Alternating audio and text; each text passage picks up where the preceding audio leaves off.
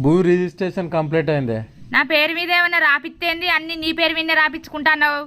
నీ పేరు మీదేనా? నా పేరు మీదనే. ఈ తలకాయ ఇవ్వలదే. నాది. ఆ తలకాయలో పెట్టుకున్న పాపడ బిల్లు ఇవ్వలదే. నీది. ఈ చెవులు ఇవ్వలే. నాయి. చెవులకున్న కమ్మలు బుట్టాలు ఇవ్వలే. నువ్వు ఏంచినాయి? ఈ ముక్కు ఇవ్వలదే. నాది. ముక్కుకుండే ముక్కెరెవ్వలదే. నువ్వు కొన్నది.